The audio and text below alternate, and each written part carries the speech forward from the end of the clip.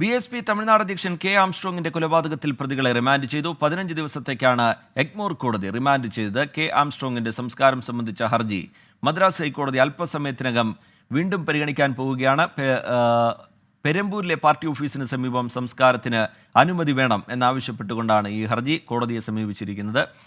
കൊലപാതക case CBIക്ക് കൈമാറണമെന്ന് BSP ദേശീയ അധ്യക്ഷ മായാവതി ആവശ്യപ്പെട്ടിട്ടുണ്ട്.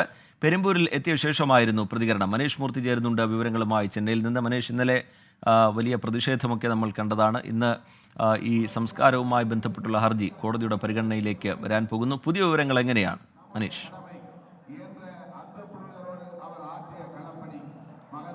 രജിത്ത്, അല്പസമയം മുമ്പാണ് BSPയുടെ ദേശീയ അധ്യക്ഷ മായാവതി ഇവിടെ എത്തി അദ്ദേഹത്തിന്, അതായത് ആംസ്ട്രോങ്ങിന് അന്ത്യാഞ്ജലി അർപ്പിച്ചത്.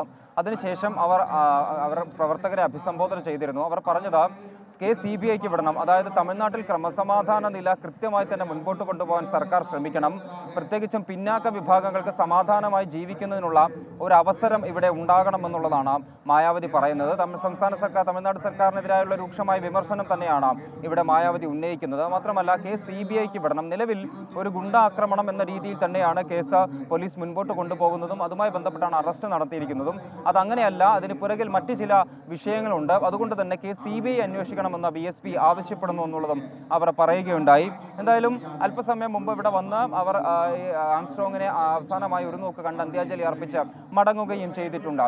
മറ്റൊരു പ്രധാനപ്പെട്ട കാര്യം സംസ്കാരവുമായി ബന്ധപ്പെട്ട് അതായത് ഇവിടെ പെരമ്പൂരിലുള്ള BSP ഓഫീസിന്റെ പരിസരത്ത് ഇദ്ദേഹത്തിന്റെ സംസ്കാരം നടത്തണമെന്ന് ആവശ്യപ്പെട്ടുകൊണ്ടുകൊണ്ട് ഇദ്ദേഹത്തിന്റെ ഭാര്യ പൊർക്കുടി മദ്രാസ് ഹൈക്കോടതിയെ സമീപിച്ചിരുന്നു. രാവിലെ ആ കേസ് പരിഗണിച്ചിരുന്നു. പക്ഷേ ഒരു കാരണവശാലും അവിടെ ആ ഓഫീസിന്റെ പരിസരത്ത് അനുവദിക്കാൻ കഴിയില്ല. കാരണം അതൊരു റെസിഡൻഷ്യൽ മേഖലയാണ്.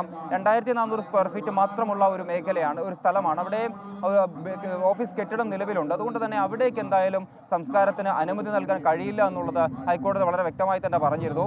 അതിനുശേഷം മറ്റേതെങ്കിലും ഒരു ഇടം കണ്ടെത്തണം, അല്ലെങ്കിൽ അവർക്ക് കൂടി, അതായത് ആംസ്ട്രോങ്ങിന്റെ ഭാര്യ പൊർക്കോടിക്ക് കൂടിയും സമ്മതമാകുന്ന തരത്തിൽ ഒരു കൃത്യമായ ഒരു ഇടം കണ്ടെത്തണം, അവിടെ സംസ്കാരം നടത്താമെന്നുള്ള കാര്യവും കോടതി പറഞ്ഞിരുന്നു. ഇതാണ് ഇനിയിപ്പോൾ 12 മണിക്ക് കേസ് പരിഗണിക്കുമ്പോൾ ഇത്തരം കാര്യങ്ങളാണ് പരിശോധിക്കുക.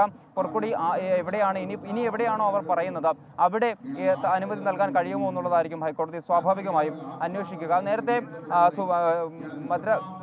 ചെന്നൈ കോർപ്പറേഷൻ ഇതിനുള്ള അനുമതി നിഷേധിച്ചുകൊണ്ടാണ് ഇവർ ഹൈക്കോടതിയെ സമീപിക്കുന്ന ഒരു സാഹചര്യം എന്തായാലും ഉണ്ടായത്. എന്തായാലും 12 മണിക്ക് കേസെടുക്കും. അതിന് ശേഷമായിരിക്കും സംസ്കാരം സംബന്ധിച്ചുള്ള കാര്യങ്ങൾ, സംസ്കാരം എവിടെ നടത്തണം തുടങ്ങിയ കാര്യങ്ങളിലെല്ലാം തന്നെ ഒരു തീരുമാനമുണ്ടാവുക. ശ്രീജിത്ത്. ശരി, മനേഷ് മൂർത്തി വിവരങ്ങൾ നൽകുകയായിരുന്നു ചെന്നൈയിൽ.